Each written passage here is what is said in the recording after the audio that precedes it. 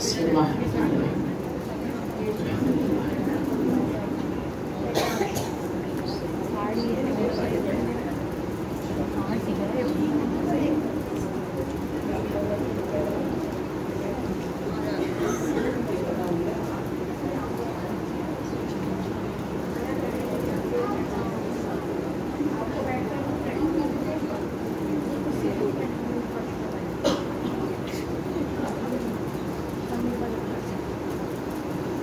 سورہ فاتحہ کی اب سے التماس برائے سارے ثواب. بسم اللہ الرحمن الرحیم.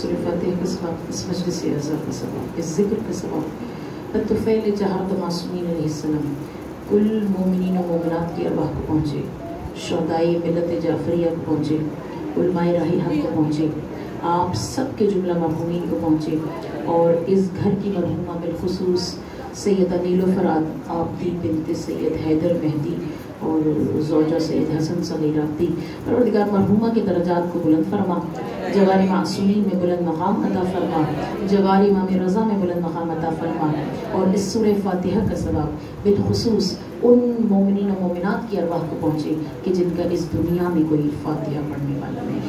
ایک مرتبہ مل کر درود بھیج دیجیے. محمد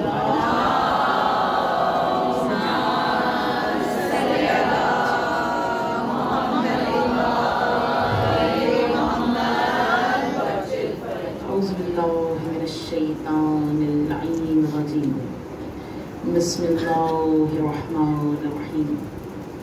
الحمدللہ رب العالمین، الصلاة والسلام علی اشرف الانبیاء والمرسلین، خاتم النبیین، شفیع ذنوبنا وحبیب قلوبنا وطبیب نفوسنا، مولانا ابو القاسم محمد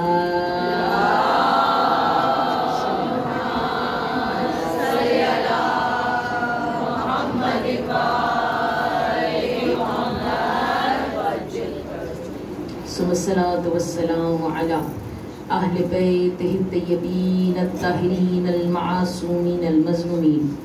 أما بعد، فقد قال الله تبارك وتعالى في محكم كتابه المجيد والفرقان الحميد وقوله الحق. بسم الله الرحمن الرحيم.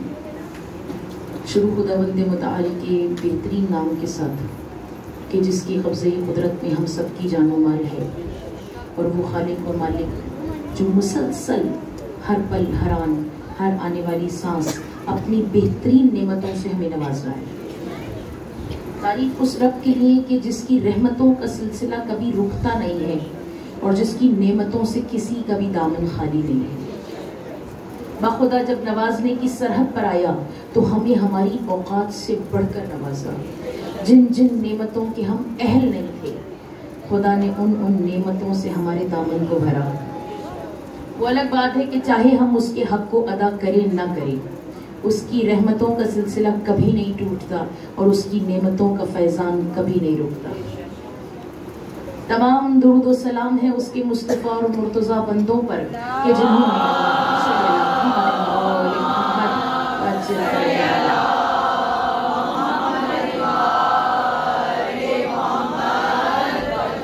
وہ ہستیاں جنہوں نے وحشی کو انسان کو مسلمان کو اور مسلمان کو سلمان کے مرتبے پر فیض کیا. وہ ہستیاں کہ جنہوں نے بے زر کو دیکھا تو ابو ذر بنایا، بے داد پر نگاہ کی مقداد بنایا، کنکر پر اپنا نظر کرم کیا اسے ترک بنایا، اور ان ہستیوں نے جب کسی آسی پر اپنا نظر کرم کیا اسے حر علیہ السلام بنایا. شکر ادا کرتے ہیں اللہم صلی علی محمد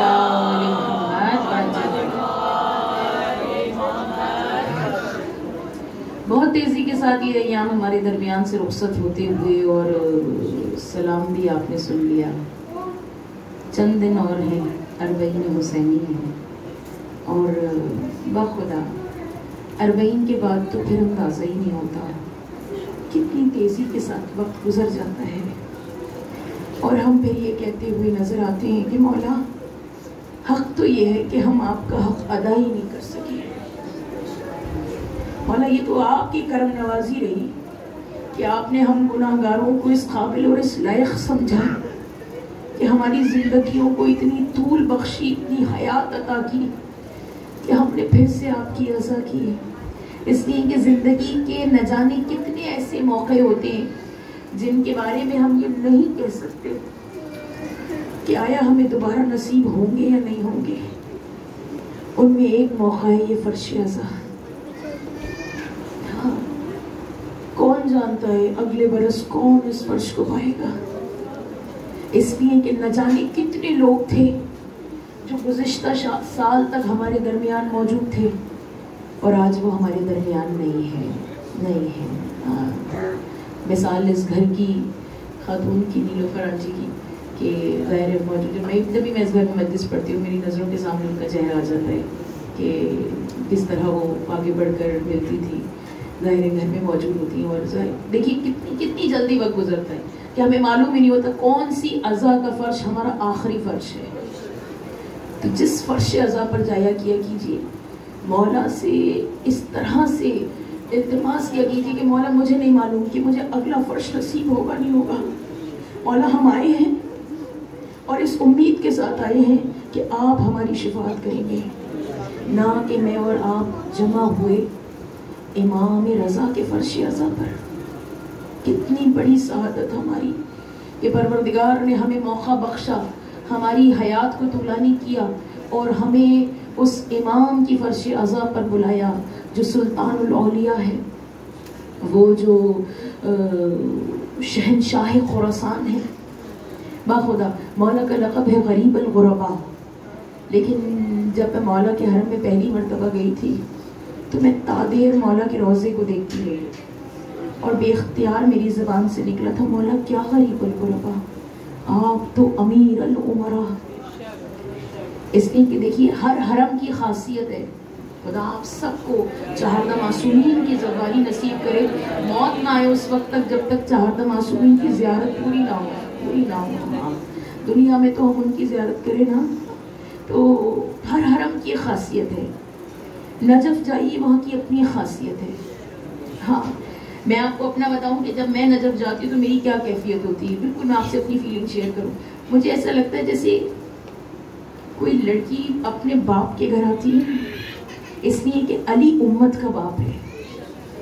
باخدا میں حرم کے اندر نہیں بیٹھتی تھی، مطلب وہ روم کے اندر نہیں بیٹھتی تھی، میں باہر بیٹھتی تھی ہمیشہ، اور باہر بیٹھ کر میں مولا کے نا اس دروازے کو دیکھتی رہتی تھی اور اس پنجے کو دیکھتی رہتی تھی، اس لیے کہ پورے روزوں میں واحد امام علی کا حرم ہے جس کے اوپر جو نشان ہے وہ ایک پنجے کا نشان، اور اس پر آیت لکھی ہوئی ہے کہ تمام تر ہاتھوں کے اوپر اللہ کا ہاتھ ہے۔ تو تادیر اس کو دیکھتے ہیں، وہاں کی غجب کیفیت ہوتی ہے۔ یہی آپ امام حسین کے حرم میں چلے جائیے، وہاں کی کیفیت بالکل الگ ہے۔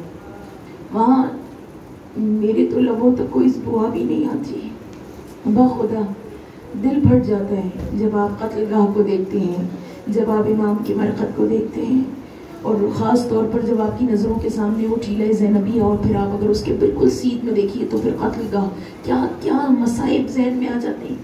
امام کے حرم کی ایک اپنی الگ بات ہے، لیکن وہی کہا کہ جب زائر مشہد مقدس پہنچتا ہے، باخدا پہلے تو آنکھوں سے ظاہر اشک جاری ہوتے ہیں، مولا کا شکریہ ادا کرتے ہیں کہ مولا اس قابل سمجھا کے بلائے، لیکن میں اس کے بعد یہ سوچتی کہ اتنا سکون مولا عطا کر دیتا ہے، جو سکون مشہد میں نصیب ہوا نا، باخدا کہیں نصیب نہیں، کہیں نصیب۔ اس کی اگر وقت ملا میں ضرور بیان کروں گی، مولا کا ایک لقب ہے کہ یہ سکون کہاں سے ملتا ہے۔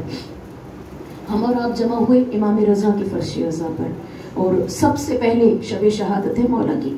3 تاریخیں ملتی ہیں، 23 ذیقعد کی بھی تاریخ ہے، 17 صفر کی بھی تاریخ ہے، اور 29 صفر کی بھی تاریخ ہے۔ بہرحال شب شہادت ہے، اور سب سے پہلا پرسہ خود امام زمانہ عجل اللہ فرجہ الشریف کی بارگاہ میں پیش کرتے ہیں۔ صلی اللہ علیہ وسلم شریف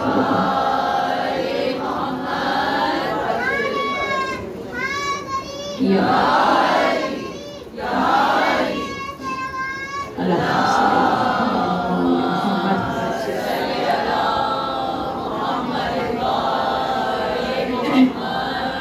مولا غریب ہے تو اس کا پرسہ قبول کیجیے، اس لیے کہ بڑا گہرا تعلق ہے امام رضا اور امام زمانہ میں، بہت گہرا تعلق۔ کیسا؟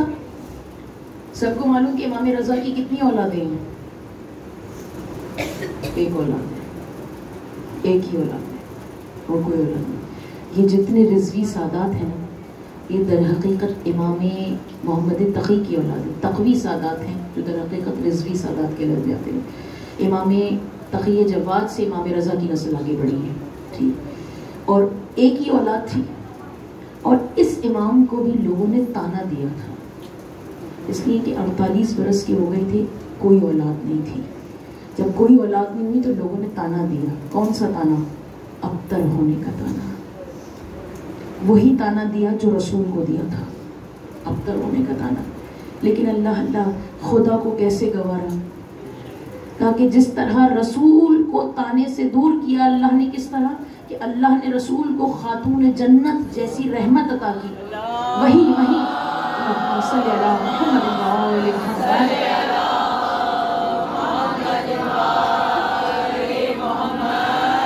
اللہ نے امام رضا سے تانے کو دور کیا کہ اللہ نے تقی جواد جیسا بیٹا عطا کیا، ٹھیک۔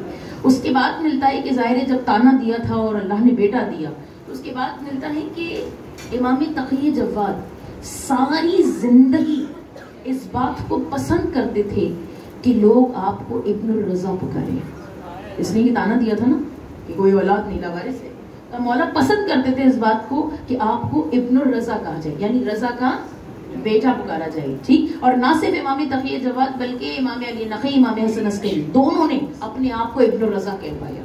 جب اپنے آپ کو ابن الرضا کہلوایا تو علماء نے کہا کہ کوئی بعید نہیں کہ حضرت حجت بھی اس بات کو پسند کریں کہ آپ کو ابن الرضا کہا جائے، رضا کی اولاد، رضا کا بیٹا۔ سب سے پہلا پرسہ امام زمانہ کی بارگاہ میں پیش کرتے ہیں۔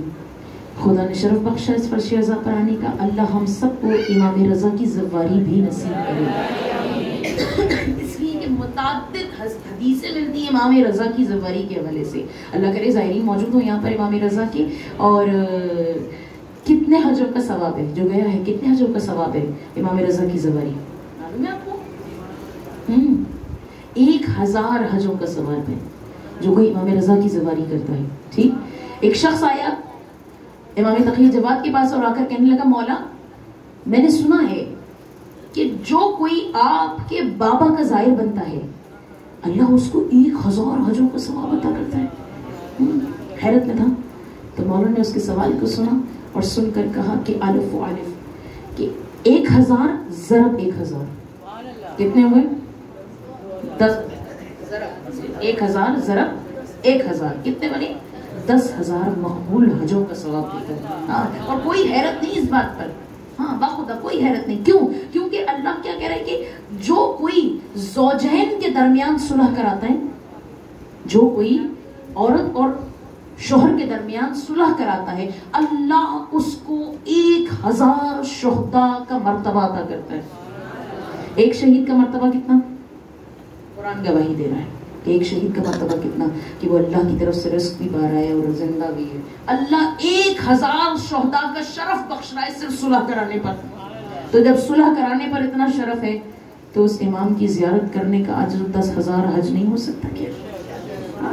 اور واحد امام ملا ہمیں کہ جس کی زیارت کا صلہ کیا ہے، کہ مولا ارشاد فرماتے ہیں کہ جب مومن قبر کی تاریکی میں جاتا ہے، جب قبر کی وحشت سے گھبراتا ہے، جب ملک الموت کو دیکھتا ہے، اگر زائر امام رضا ہے تو امام خود اس کی مدد کرنے آتے، خود اس کی مدد کرنے اس کے قبر میں آتے۔ ہاں، اور ایک واقعہ آپ کو سناؤ شیخ مرتضی حائری کا، ٹھیک، ان کا واقعہ، ان کا کیا دستور کہ جب بھی فرصت ملی اٹھے امام رضا کی زیارت کے لیے چلے گئے، 3-4 دن کی مہلت ملی، امام رضا کی زیارت کے لیے چلے گئے.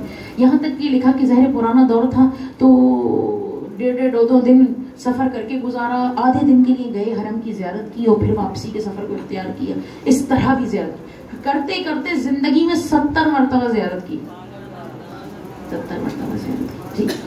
آیت اللہ مرش نجفی. پھر ہم آپ سے کہیں تھوڑا سا آگے آگے کھسکیے گا مت, اٹھ کر آئیے گا آگے. ذاتی سی بات ہے لوگوں کو ظاہر ہے تابوت کی زیارت کر سکیں, اس لیے جتنی گنجائش آپ پیدا کر سکتے ہیں کر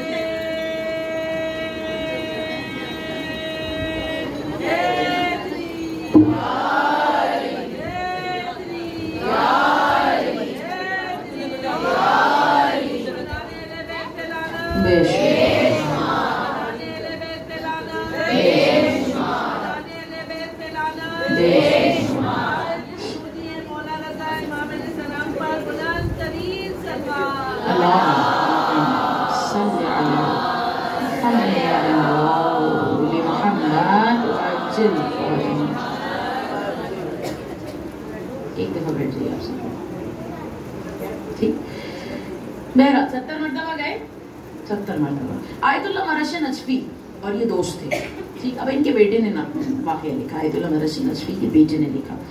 وہ کہا کہ میرے بابا یعنی آیت اللہ مرش نجفی اور مرتضی حائلی, شیخ مرتضی حائلی آپس میں دوست تھے. ٹھیک, دوست تھے, اور کہا ان دونوں نے آپس میں ایک دوسرے سے عہد کیا. اور کیا عہد کیا؟ عہد یہ کیا کہ ہم میں سے جو کوئی پہلے دنیا سے چلا جائے گا نا, دوسرا خواب میں آ کر بتائے گا احوال اپنا. اتفاق ایسا کہ شیخ مرتضی حائلی پہلے دنیا سے انتقال فرما گئے. اب جب انتقال کر گئے تو آیت اللہ مرش نجفی منتظر تھے کہ کب خواب میں آئے اور آ کر مجھے اپنا حال بتائی. کہ ایک شب خواب میں دیکھا, خواب میں آئی, سوال کیا کہ بتاؤ مرتضی حائلی پہلی شب کیسی گزری؟ تو انہوں نے جواب دیا, یہ جواب ہمارے لیے, یہ اتنا بڑا عالم دین ہے, زندگی بھر خدمت کی ہے حوزہ علمیہ قوم کی, وہ جواب دے رہا ہے. تاکہ جب پہلی شب آئی نا اور مجھے قبر میں لٹایا گیا, جیسی ہی قبر بند ہوئی اتنی وحشت تھی. ایک عالم دین کی قبر کا احوال سنا رہے ہیں ہم آپ کو, سوچیں ہماری قبروں کا کیا حال ہوگا. کہ اتنی وحشت تھی, اور ابھی صرف لوگ پلٹے تھے کہ ملکین میری قبر میں داخل ہوئے.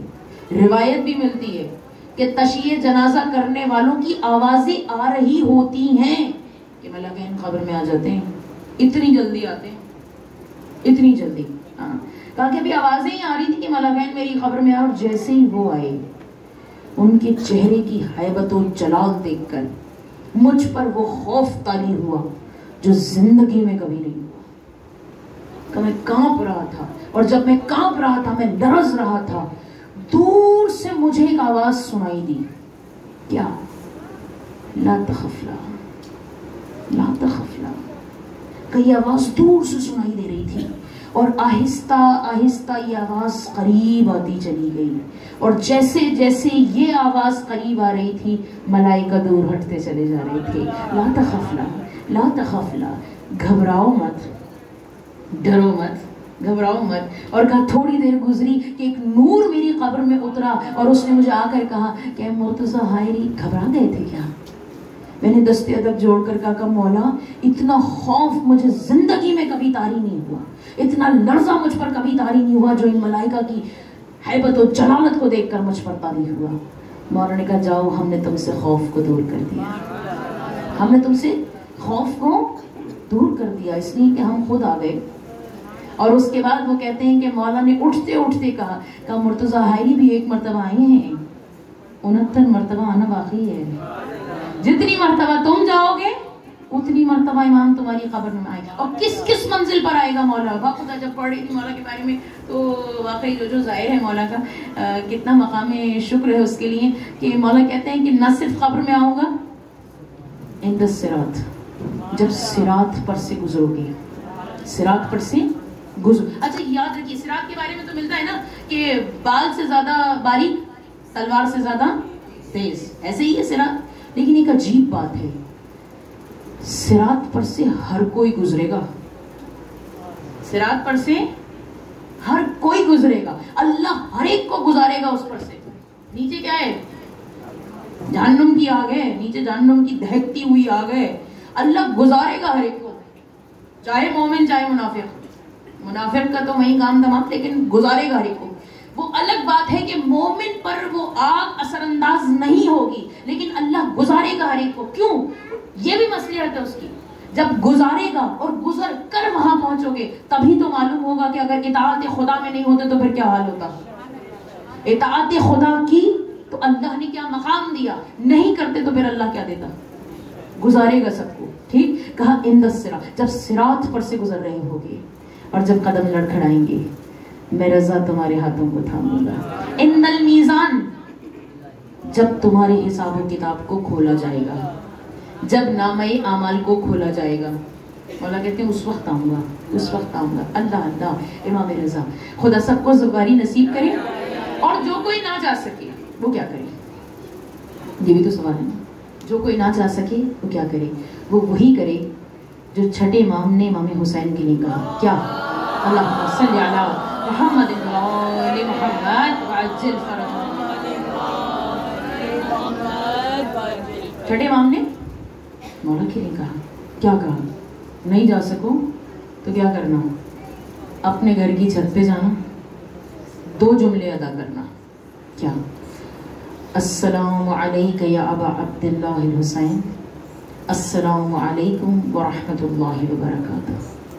2 جملے فقط. یہ 2 جملے ادا کرنا. اور اگر نیت تمہاری خالص ہے، اس لیے کہ مولانا نے کہا نا کہ ہر شب جمعہ پہنچو. ہر شب جمعہ تو پہنچنا آسان نہیں. وہ جو خود وہاں رہتے ہیں ان کے لیے پہنچنا آسان نہیں کہ ہر شب جمعہ ذریعہ اقدس تک پہنچے. کہ اگر تمہاری نیت خالص ہے اللہ وہی اجر دے گا جو زائر حسین کو زری کے سامنے کھڑے ہو کر ثواب ملے گا سلام کرنے کا. ہاں بالکل ویسے ہی اجر ہے امام رضا کی زیارت کے لیے. نہیں جا سکو. اور جو امام رضا کی زیارت ہے، کبھی ترجمے کے ساتھ بھی اس کو پڑھا کیا کیجیے، اس لیے یہ ایک جملہ ہے زیارت کا جو کسی ائمہ معصوم کی زیارت میں نہیں ہے، صرف امام رضا کی زیارت میں ہے. کیا جملہ ہے؟ کہ مولا میں گواہی دیتی ہوں یا دیتا ہوں کہ آپ میری آواز کو سن رہے ہیں. مولا میں گواہی دیتی ہوں کہ آپ مجھے دیکھ رہے ہیں. اور مولا میں گواہی دیتی ہوں کہ آپ میرے سلام کا جواب دے رہے ہیں. یہ 3 جملے ہیں جو ظاہر ادا کرتا ہے کہ مولا آپ مجھے دیکھ بھی رہے ہیں، مجھے سن بھی رہے ہیں، میرے سلام کا جواب بھی دے رہے ہیں. کہ بالکل ویسے ہی اپنے گھر سے سلام کرو. السلام علیکہ یا غریب الغرباء. اللہ اللہ میرا مولا امام ہشتوں مجلس امام کی شب شہادت ہے. امام کا تابوت برآمد ہوگا. یقین ہے مجھے کہ مولا مجلس میں ضرور موجود ہوں گے. خدا دعا کرتے ہیں ہم خدا آنے والوں کی ہر حاجت کو پورا کرے. جس خلوص کے ساتھ یہ فرش عزا بچھایا گیا، پروردگار ان کی توفیقات میں، آنے والوں کی توفیقات میں اضافہ کرے. امام رضا کی مجلس ہے، امام ضرور اس مجلس میں موجود ہوں گے. یاد رکھیے امام کو واسطہ کس کا دیجیے گا؟ کس کا واسطہ؟ مناقب اہل بیت کتاب ہے، اس میں ایک واقعہ لکھا. واسطہ ہے دینا کس کا واسطہ ہے؟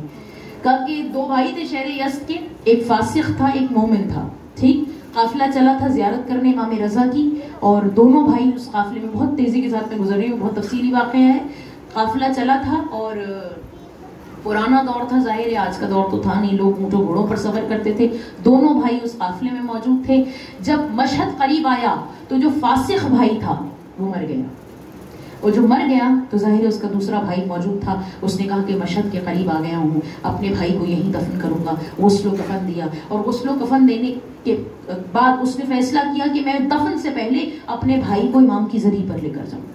فاسق تھا یاد رکھیے گا. امام کی زری پر لے کر جاؤں، اور ارادہ کر کے چلا اور طواف کرانے کے بعد دفن کر دیا. امید اس کو یہی تھی کہ کسی اچھی جگہ پر نہیں ہوگا کیونکہ اس کے اعمال اس قابل نہیں تھے. ٹھیک لیکن جب اس نے کچھ عرصے بعد اپنے بھائی کو خواب میں دیکھا تو کیا دیکھا تھا کہ بہترین مقام و مرتبے پر ہے. ہاں لیکن یہاں پر ہماری بات کو غلط مت لیجیے گا، اس لیے کہ لوگ ان کی عادت ہوتی ہے کہ اپنے حصے کی بات پکڑ لیتے ہیں، باقی کو چھوڑ دیتے ہیں. دین کو آدھا مت لیجیے گا، ٹکڑوں میں دین مت لیجیے گا.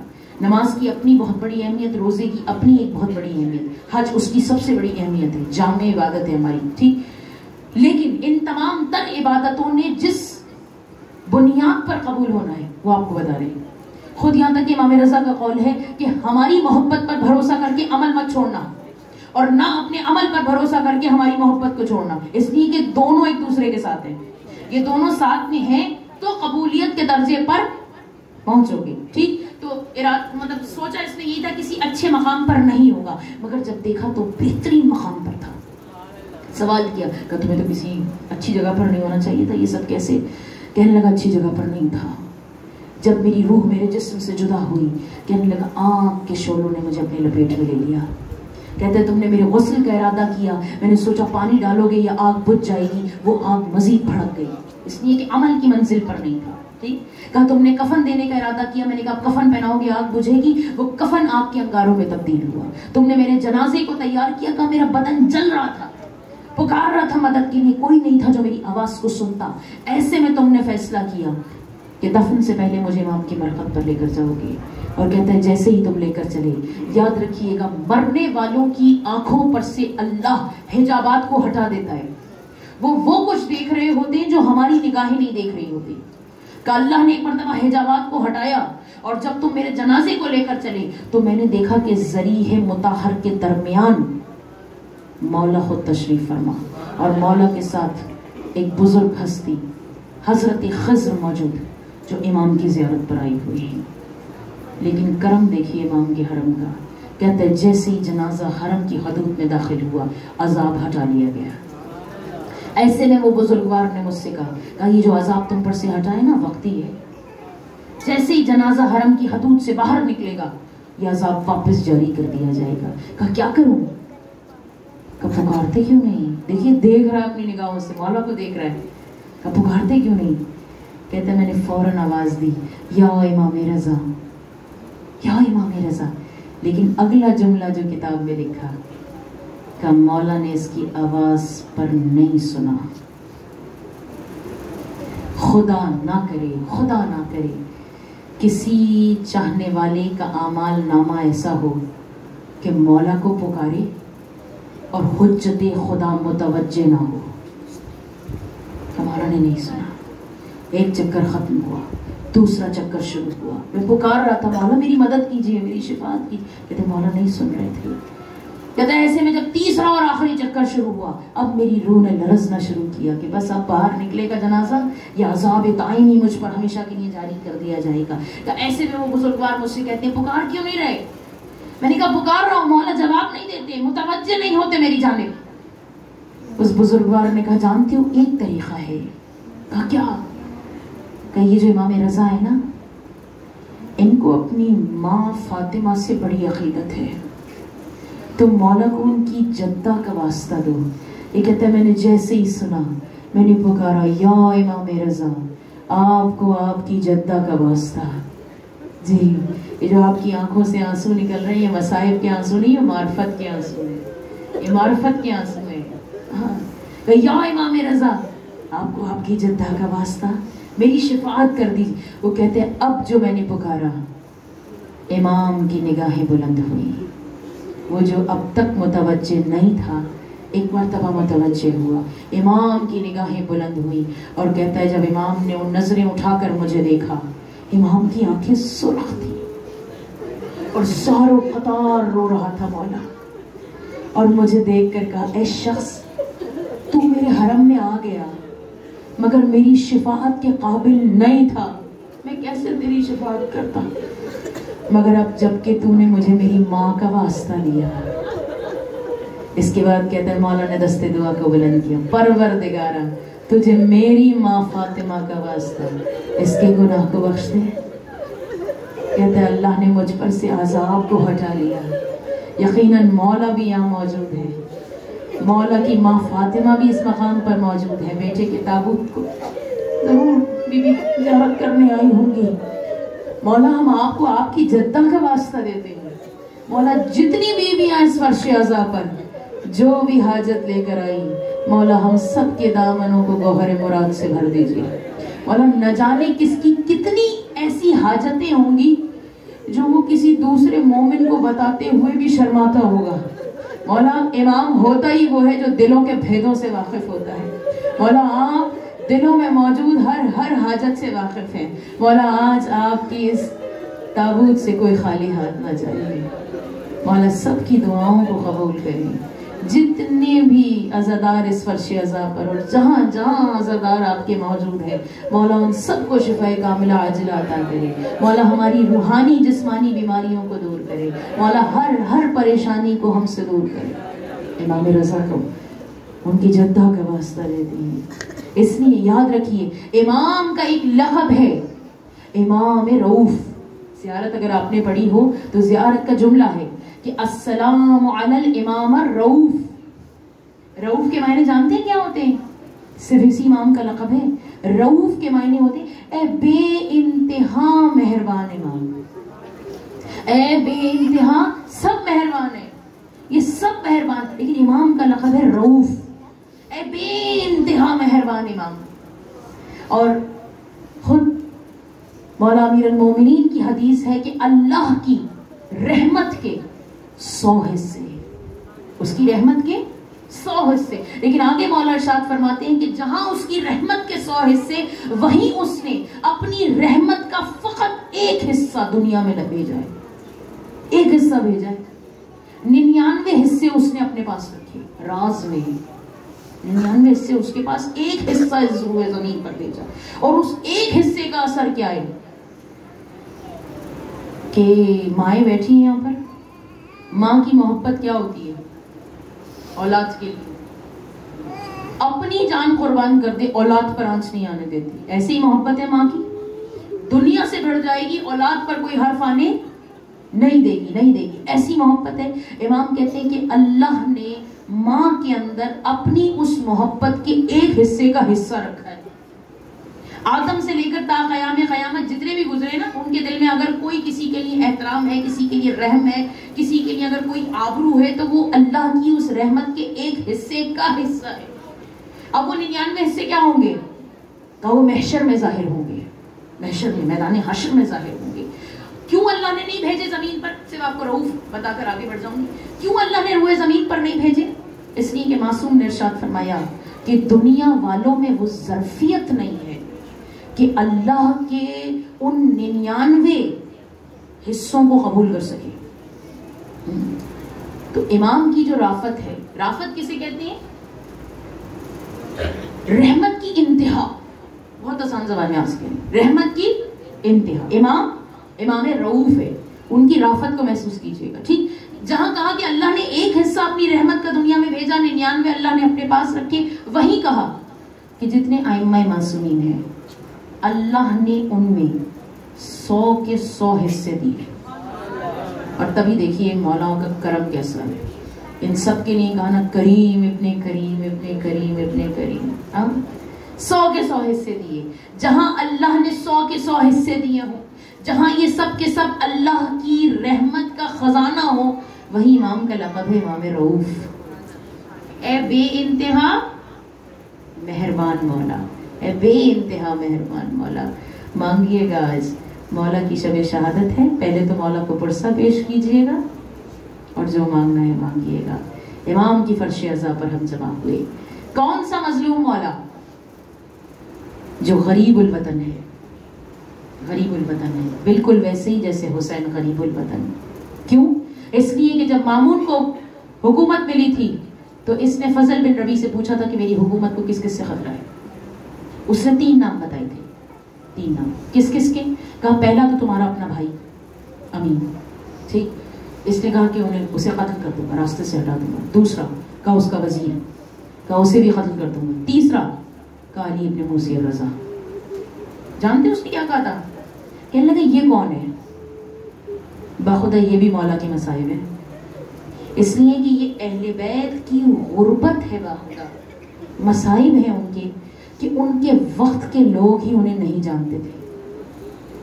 اتنا سائیڈ لائن کیا گیا تھا اہل بیت کو, اتنا کارنر پہ کر دیا گیا تھا. آج سب جانتے ہیں نا, تو وہ جو ان کے زمانے کے لوگ تھے نہیں جانتے تھے. کہنے لگا یہ کون ہے؟ کہ یہ وہی ہے جن کے نام پر تمہارے آبا و اجداد نے حکومت پائی ہے. بنی عباس رسول کے چچا تھے, انہی کی نسل کا دھوکہ دے کر تم نے ان کے نام پر حکومت پائی. کہنے لگا فوراً اس نے حکم دیا کہ جاؤ, ان کا مدینے میں رہنا ٹھیک نہیں. کیوں؟ اس لیے لیے جو کوئی بیت اللہ کے طواف کے لیے جائے گا وہ مدینے جائے گا، ان سے ملے گا، خراسان لے آؤ. اور امام کو لینے کے لیے ایک وفد چلا تھا، 400 سپاہی تھے جو مولا کو لینے چلے تھے.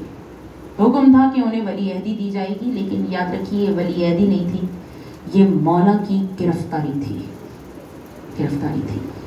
جیسے ہی پہنچے اور کہا کہ آپ کو خراسان بلایا گیا، مولا نے کیا کیا تھا، اپنے تمام تر گھر والوں کو جمع کیا، خاندان بنی ہاشم کو جمع کیا، اور آپ یہ کہہ رہے تھے کہ جس طرح جب علی مرتضیٰ نے مدینے کو چھوڑا آپ کو معلوم تھا کہ کوفے جا رہے ہیں واپس نہیں آئیں گے، حسین نے مدینے کو چھوڑا آپ کو معلوم تھا واپس مدینے نہیں آ سکے. کہا بالکل ویسے ہی یہ میرا آخری سفر ہے، آخری سفر.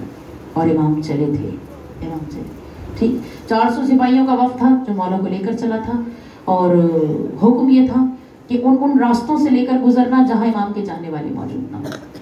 اور ایسے میں سب کی سنی ہوئی روایت ہے کہ مولا نیشاپور پہنچے تھے، مولا کے قدم نیشاپور پہنچے تھے. وہاں پر بہت سارے علم کا مرکز تھا وہ، لہٰذا بہت سارے محدثین وہاں جمع ہوئے تھے کہ امام سے ایک حدیث سننا چاہیں گے. اور وہ حدیث جسے کیا کہا جاتا ہے، سلسلۃ الذہب، جس نے مولا کے روضے کی زیارت کی ہے، آج بھی مولا کے روضے کے اوپر یہ حدیث لکھی ہوئی ہے. گولڈن ورڈز آف نریشن جسے کہا جاتا ہے، ٹھیک. سلسلۃ الذہب اس لیے گولڈن ورڈز آف نریشن اس کو کہا گیا، سونے سے لکھی جانے والی حدیث اس لیے کہ اس کے تمام تر راوی معصوم.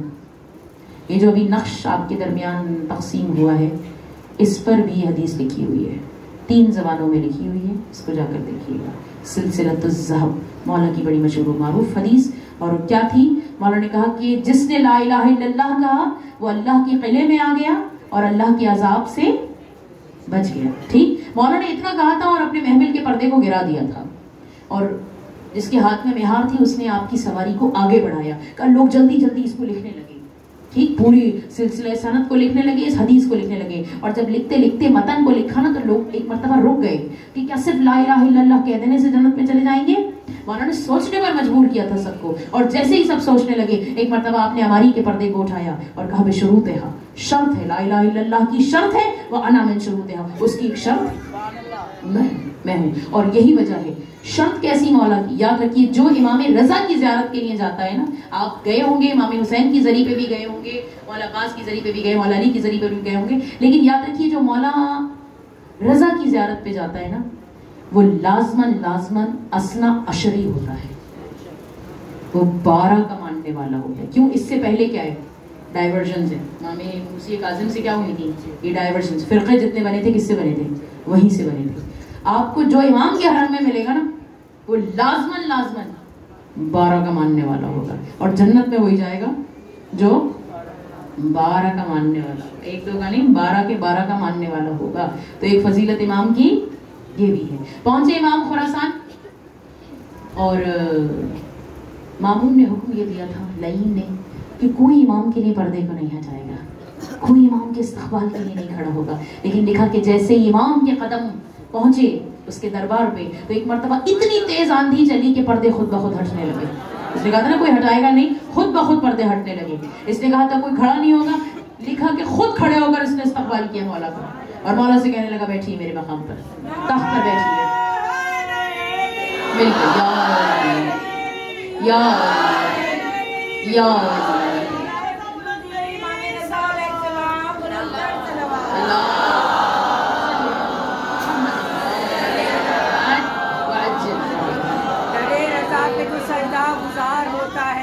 درے رضا پہ جو سجدہ گزار ہوتا ہے شریک رحمت پروردگار ہوتا ہے.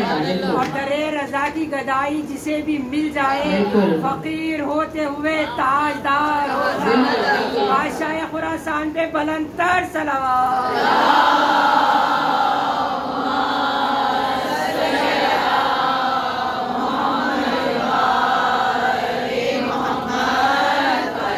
آپ نے جو مصرع کہا نا کہ فقیر ہوتے ہوئے تاجدار ہوتا ہے، اس پر ایک روایت مجھے یاد آ گئی، ایک واقعہ یاد آ گیا. اور واقعی باخدا بہت سے دریچے یہیں پر کھلتے ہیں. آیت اللہ وحید خراسانی نے کہا، صرف ان کے مسئلے کی وضاحت کروں کہ کیسا تاجدار ہوتا ہے مولا، دینے پر آئے تو کیسی، مولا کی رافت کیسی ہے، مولا کی رافت عامہ بھی ہے، رافت خاصہ بھی ہے. مولا نے کس طرح دیا تھا کہ مامون نے آ کر کہا تھا مولا میرا بیٹا نہیں ہے، کوئی اولاد نہیں ہے، جانتے قاتل ہے میرا. تو اور اس کی بیوی کے لیے لکھا تھا کہ بانجھ تھی، اس کی اولاد نہیں ہو سکتی. مولا نے کہا تلے دو، اگلے برس اولاد ہوئی تھی اس کے یہاں. اور اس میں کوئی تعجب نہیں، اس لیے کہ امام وہ ہے کہ جو صرف غالیچے کو اشارہ کرے تو شیر باہر آئے. وہ امام اگر اپنے لبوں کو جنبش دے دے تو اللہ اسی عورت کو اولاد نہ دے گا. اور امام کی واقعی مولا تاجدار کیسے کرتے ہیں کہ آیت اللہ وحید خراسانی نے اپنے استاد کے لیے کہا تھا، آیت اللہ گل بائیگانی کے لیے کیا کہا تھا اللہ نے ان کے سیدھے ہاتھ میں شفا رکھی تھی. مجھے نہیں معلوم آپ میں سے کتنوں کو یہ بات پتہ ہے ان کی، کہ ان کے سیدھے ہاتھ میں شفا تھی، اور ایسی شفا تھی کہ جس پر ہاتھ پھیر دیتے تھے وہ شفا یاب ہو جاتا تھا. دیکھیے جو 7 وقت گزارتا ہے اس کو بہت ساری باتیں پتہ ہوتی ہیں، اس کو راز پتہ ہوتے ہیں. انہوں نے 20 سال ان کے ساتھ گزارے تھے، ان کی زیر قیادت گزارے تھے، تو ان کو سب معلوم تھا کہ جس پر ہاتھ پھیرتے ہیں وہ شفا یاب ہو جاتا ہے. عام نہیں تھی یہ بات، لیکن خاص لوگوں کو پتا تھا. اور وہ کہتے ہیں کہ وہ جو کم سے کم پیشنٹ آتا تھا نا وہ کینسر کا ہوتا تھا. کیسے ملی شفا؟ ایک مرتبہ پوچھا ان سے کہ یہ آپ کے ہاتھ کا تاثیر کیا ہے، راز کیا ہے؟ تو کہنے لگے کہ ایک مرتبہ خود میں وہ مریض ہو گیا تھا، اتنا مریض ہوا کہ سارا جسم درد کرتا تھا، اور مجھے یقین ہو گیا تھا کہ اب میرا آخری وقت ہے، ختم ہو جاؤں گا، میری زندگی کے آخری ایام ہے. کہنے لگے کہ میں ہاسپٹلائز تھا، لیکن واقعی دیکھیے جو مولا کے در سے منسلک ہوتا ہے نا اس کو پھر امام کیسی عطا کرتے ہیں. کہ ان کا طریقہ یہ تھا. ان کے دور میں ہوتا کیا تھا، امام رضا کا حرم بند ہو جاتا تھا. یہ مجھے نہیں سنانی تھی لیکن انہوں نے اتنی پیاری بات کہی کہ میرا دل چاہ رہا ہے میں آپ سے شیئر کروں. خدا ہم سب کو مولا ایسی ہی تاجداری عطا کرے، پہلے تو ایسی معرفت عطا کریں. اور ایسے ہی نہیں ملی تھی یہ تاجداری انہیں، معرفت کیا ان کی. کہا کہ انہوں نے جب امام رضا کا حرم اس زمانے میں بند ہو جاتا تھا تو یہ امام رضا کے حرم کے دروازے پہ بالکل ملا کر متصل ہو کر اپنے مصلی عبادت کو بچھا دیتے تھے. رات کے جس پہر بھی دروازہ بند ہوتا تھا بالکل ملا کر اپنے دروازے کے ساتھ ہی اپنے مصلی کو بچھا دیتے تھے اور وہاں پر نماز شب پڑھتے عبادت کرتے. کیوں بچھاتے تھے؟ اس لیے کہ جیسے ہی فجر پہ دروازہ کھلے میں پہلا شخص ہوں جس کی نگاہ امام کی ذریعے کرتا ہے. ہاں، اور 1-2 دن نہیں کیا، 40 سال یہ کام کیا. 40 سال یہ کام آسان نہیں ہے. روز جا کر بند دروازے کے آگے مصلی کو بچھا دینا اور انتظار کرنا مولا کا. تو کہا کہ جب مریض ہوا، ہاسپٹلائز ہو گیا اور بس بالکل ختم ہونے کی قریب، تو کہا ایک مرتبہ ایسی کہتے ہیں میں نے لیٹے لیٹے مولا سے کہا مولا 40 سال تک میں نے آپ کے حرم کے دروازے پر نماز پڑھی ہے، 40 سال تک میں آپ کا پہلا زائر رہا ہوں، کچھ عطا نہیں کیجیے گا آپ؟ ہاں. انہوں نے تو ایسے ہی کہا کہ کچھ عطا نہیں کیجیے گا. مولا نے کیا دیا کہ فوراً ان کی آنکھ لگی، خواب دیکھا کہ ایک باغ میں جا رہے ہیں، سامنے مولا بیٹھے ہوئے، ہاتھ کے اشارے سے ان کو بلایا، اور جب یہ قریب گئے نا تو مولا نے اس باغ سے گل توڑا اور ان کے ہاتھ پہ دے دیا. انہوں نے دایاں ہاتھ آگے بڑھایا، مولا نے وہ گل ان کے ہاتھ پہ رکھا اور یہ کہتے ہیں فوراً میری آنکھ کھل گئی. کوئی کلام نہیں کیا مولا نے، صرف ایک پھول دیا تھا. یہی وجہ ہے کہ آج بھی مولا کے حرم کے پھول بڑھتے ہیں. ہاں، اور وہ انہی کی ریت ہے کہ پہلے آپ نماز شب پڑھتے ہیں. جی جو گئے ہیں زائر کی تو بھی ہمارے سامنے بڑی ریسنٹ ظاہرہ ہیں، اور آپ وہاں پر وہ عمل انجام دیتے ہیں، اس کے بعد وہ پھول تقسیم ہوتے ہیں مولا کے. ٹھیک، اب مولا نے پھول دیا ان کے ہاتھ پر، ان کی آنکھ بیدار ہو، خواب سے اٹھے، اور جیسے ہی خواب سے اٹھے نا تو ذہن میں یہی ان کے خواب تھا. تو انہوں نے کیا کیا کہ اپنا وہی سیدھا ہاتھ لے کر بدن پر پھیرنا شروع کیا. ٹھیک، اچھا دیکھیے، اور جیسے ہی پھیرا یہ کہتے ہیں میرا درد جاتا رہا. مولا نے اپنے جسم سے مس نہیں کیا تھا، کیا دیا تھا؟ پھول دیا تھا. ٹھیک، یہ اسی کا بیٹا ہے جس کے گہوارے سے فرشتہ مس ہوا تھا. حسین سے نہیں مس ہوا تھا، گہوارے سے مس ہوا تھا، شفا پا گیا تھا. اسی کا بیٹا ہے. کا پھول دیا، ایسے ہی ہاتھ پھیرنا شروع کیا، وہی شفا ملنی شروع ہوئی. کا اس کے بعد اثر یہ تھا اس ہاتھ کا کہ جس مریض پر پھیر دیتے تھے وہ شفا یاب ہو جاتا تھا بتاثیر امام رضا. تو یہ جو آپ نے مصرع پڑھا اس کی بدولت ہمیں پورا واقعہ پیش کرنا پڑا. مولا ہم سب کو ایسی تاجداری نصیب کریں، ایسی معرفت عطا کریں، ایسا امام کا عشق عطا کریں، اس کا مولا کا ادراک عطا ہو. اللہم صلی علی محمد وآل محمد وعجل فرجہم. تو مولا جب پہنچے، اس نے کہا تھا کوئی تعظیم کے لیے نہیں اٹھے گا، خود اٹھا. خود اٹھا اور اٹھنے کے بعد کہنے لگا مولا میری جگہ پہ بیٹھیے. ایک نظر مولا نے اس کے تخت کو دیکھ کر کہا اس سے مجھے ظلم کی بو آتی ہے, میرے لیے ممبر کو لگا دے. ہاں, کہنے لگا مولا میں نے آپ کو بلایا ہے ولی عہدی کے لیے, آپ میرے ولی عہد بنیے گا. مولا قبول نہیں کر رہے تھے لیکن اس نے اصرار کیا, اور جب اصرار کیا تو مولا نے ایک شرط رکھی تھی. کیا؟ کہا تھا فیصلہ نہیں دوں گا. ولی عہد بنا رہے بنا دے, تیری مرضی, جو میرے نام کے آگے لقب لگانا چاہتا ہے لگا دے, لیکن میں کوئی فیصلہ نہیں کروں گا. یہ بالکل ویسے ہی کسی کو جج بنائیے آپ, اور جب اس کے پاس جائیے جج بنانے کے بعد اور اس سے کہیے فیصلہ دے, وہ کہے کہ میں فیصلہ نہیں دوں گا. اس کو یہ بات سمجھ میں نہیں آئی, اس نے قبول تو کر لیا ٹھیک, اور مولا ولی عہد بنے. مولا وہی ہے جو ابھی کہہ کر آئے ہیں کہ بشروطہا, یعنی امام یہ بتانا چاہ رہے ہیں کہ ولی عہدی کی کیا حقیقت ہے. اس کی میں توحید کی شرطوں میں سے ایک شرط ہے, جو توحید کی شرط ہوا کرتا ہے اس کے لیے مامون کی ولی عہدی کوئی معنی نہیں رکھتی. ٹھیک ہوا کیا کہ ایک چور آیا تھا اور اس نے آ کر اعتراف کیا. اس سے پوچھا تو نے چوری کی ہے؟ کہاں چوری کی ہے. اعتراف کیا اس نے. جب اعتراف کیا کہا جانتا ہے سزا کیا ہے؟ کہاں جانتا ہوں, حد جاری کی جاتی ہے, ہاتھ کاٹا جاتا ہے اسلام میں. ٹھیک, کہا جانتا بھی ہے, اعتراف بھی کر رہا ہے, پھر بھی تو نے چوری کی. ہاں, تو اس نے پلٹ کر کہا تھا کہ مجھ پہ حد کون جاری کرے گا؟ تو مامون سے کہہ رہا تھا تو. ہاں, تو ایک مرتبہ اس کو غصہ آیا, کہنے لگا کہ اتنی جرأت, تو مجھ سے سوال کر رہا ہے کہ میں تجھ پر حد جاری کروں گا, میں تجھ پر کیوں نہیں جاری کر سکتا؟ اس لیے کہ حاکم ہوں. اس نے فوراً کہا تو حاکم کیسے ہو گیا؟ اس لیے کہ تیرے باپ نے بیت المال سے رقم چرائی تھی, اس سے ایک کنیز خریدی تھی جس سے تو پیدا ہوا. تو بیت المال کا مال ہے, تو پوری رعایا کا مال ہے, تو حاکم کیسے؟ ہاں, تو اس نے ایک مرتبہ مولا رضا سے کہا کہ میں تجھ پہ حد جاری کروں گا, فیصلہ میرا ولی عہد دے گا. مولا نے کہا میں نے پہلے ہی تجھ سے کہا تھا میں فیصلہ نہیں دوں گا. اس نے اصرار کیا, کہنے لگا میری عزت پہ حرف آ رہا ہے, فیصلہ آپ کو دینا پڑے گا. امام نے کہا اگر یہی ہے تو یہی صحیح, جو کچھ یہ کہہ رہے ہیں صحیح ہے. جو بیت المال کا مال ہوتا ہے وہ ہمیشہ بیت المال کا ہی رہتا ہے. اس لیے کہ مولا کائنات جب آئے تو پہلے خطبے میں آپ نے کہا تھا کہ اگر تم میں سے کسی کے باپ نے اپنی ماں کا مہر بھی بیت المال کے پیسوں سے دیا تو میں وہ بھی حاصل کروں گا واپس. اس لیے کہ جو چیز بیت المال کی ہوتی ہے وہ ہمیشہ بیت المال کی رہتی ہے. اس کی توہین ہوئی تھی, یہ اٹھ کر چلا گیا تھا, اور اسی دن اس نے فیصلہ کر لیا تھا کہ اب امام کو زہر دے دے گا, امام کو زہر دے دے گا. اس نے فیصلہ کیا اور اپنے فیصلے کو پائے تکمیل پر پہنچایا تھا. امام کی شب شہادت ہے, پرسہ دینے کے لیے آپ سب جمع ہوئے ہیں, اور لکھا ہے کہ انا اعطینا کل کوثر کا مصداق اگر کوئی قرار پایا تو وہ کون سا امام تھا؟ امام نہیں, انا اعطینا کل کوثر, ہم نے آپ کو نسل کثیر عطا کی. اس کا مصداق کون قرار پایا؟ امام موسی کاظم. اس لیے کہ آپ کے 18 بیٹے تھے اور 18 بیٹیاں تھیں. نسل کثیر اللہ نے آپ کو عطا کی تھی. ٹھیک, اور بیٹوں میں سب سے بڑے امام ہشتم, بیٹیوں میں سب سے بڑی شہزادی فاطمہ معصومہ قوم. بیوی کو پرسہ پیش کرتے ہیں ان کے بھائی کا. لکھا کہ جس رات مولا کا سفر تھا نیشاپور کا, پوری رات بہن جاگتی رہی تھی, ٹہل ٹہل کر وہ رات گزاری تھی, تسبیحیں پڑھتی رہی, اپنے بھائی پر دم کرتی رہی. اور امام کیسے رخصت ہوئے تھے؟ کہا کہ امام نے ایک مرتبہ رسول کے لباس کو پہنا اور روضہ رسول پر آئے تھے, اور بالکل ویسے ہی رخصت مولا کی لکھی ہے جیسے امام حسین کی رخصت ہے مدینہ سے.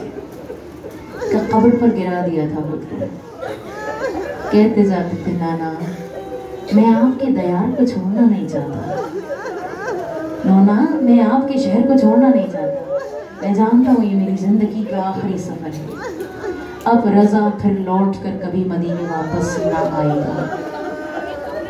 رونے والوں چلے گئے مولا, گرفتار کیا گیا مولا کو اور چلے گئے مولا. وہیں لکھا کہ جب مولا چلے گئے اور بہت دن گزر گئے تو اس بہن کے انتظار میں بے چینی آ گئی تھی. باخدا اگر مصائب دیکھیے نا آپ تو مدینے میں ہمیں صرف بہنوں کا انتظار ہی نظر آتا ہے. یا تو فاطمہ صغریٰ کا انتظار نظر آیا, یا بی بی معصومہ قم کا انتظار نظر آیا. اب بہن منتظر ہے، بھائی کی راہ دیکھ رہی ہے، کب میرا بھائی آئے گا. کہ جب بہت دن گزر گئے اور کوئی خبر نہیں آئی نا بھائی کی، تو ایک مرتبہ اپنے بھائیوں کو بلایا. کہ میں خراسان جانا چاہتی ہوں، اپنے بھائی سے ملنے جانا چاہتی ہوں. جی شہزادی معصومہ قم کا مرتبہ کیا ہے؟ کہا قم کی جناب زینب کبریٰ ہے، بھائی کے بغیر نہیں رہ سکی.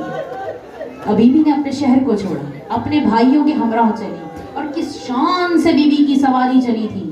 کہ بی بی کی سواری کے گرد چاروں طرف بنی ہاشم کے جوان تلواریں لیے چل رہے تھے. جب منادی ندا دیتا ہوا جا رہا تھا، خبردار کسی نامحرم کی نگاہ نہ اٹھے، اس لیے کہ خاندان عصمت و طہارت کے بی بی سفر کر رہی تھی. آقا زادی آ رہی ہے، رونے والوں شب شہادت ہے، پرسہ پیش کیجئے گا. اس لیے کہ لکھا 17 صفر 203 ہجری امام کو زہر دیا گیا تھا. اور اس سے پہلے لکھا کہ مولا کی شہادت سے 2 دن پہلے مولا نے اپنے ایک صحابی کو بلایا اور بلا کر وصیتیں کی، اور اس سے کہا تھا کہ بہت جلد وہ وقت قریب ہے جب زہر آلود دھاگے کو انگوروں میں پرویا جائے گا، اور ہاتھوں میں زہر کو مل کر ان انگوروں پر ملا جائے گا، اور پھر وہ انگور مجھے پیش کیے جائیں گے. اور اس کے بعد صحابی سے کہا تھا خبردار جب میری شہادت ہو جائے میرے جنازے کے قریب مت آنا، بلکہ انتظار کرنا، اس لیے کہ میرا بیٹا تقی جواد مدینے سے میرے جنازے کو غسل و کفن دینے کے لیے آئے گا.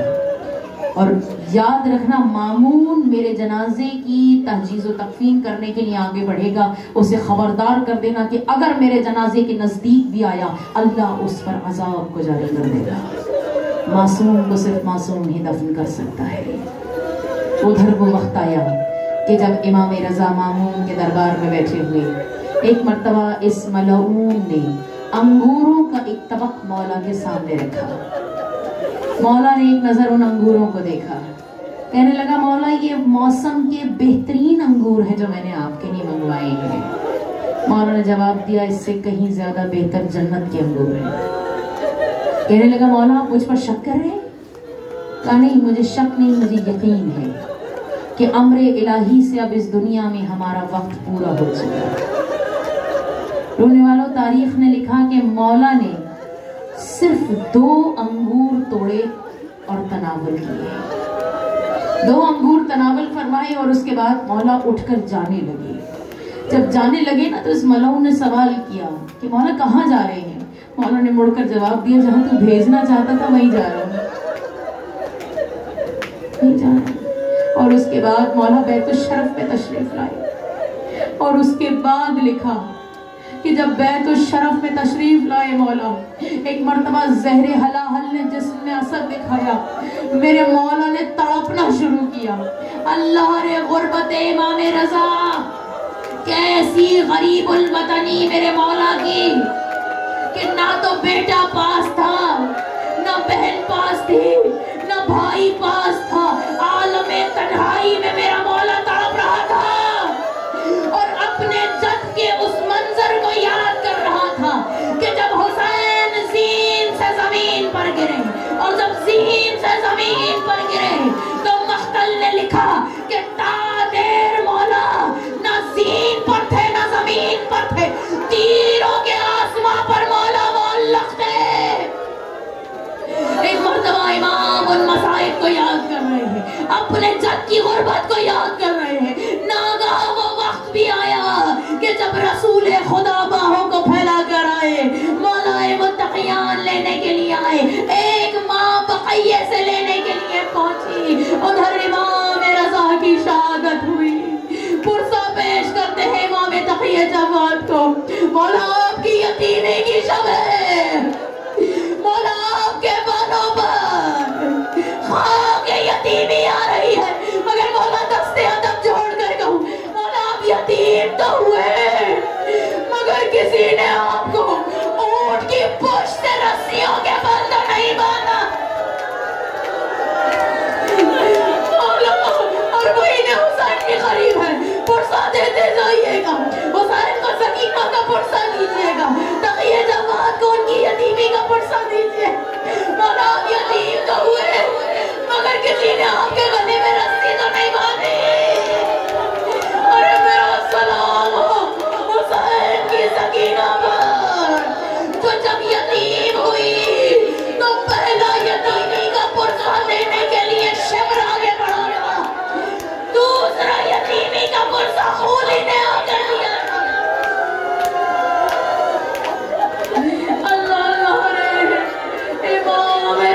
کا جنازہ.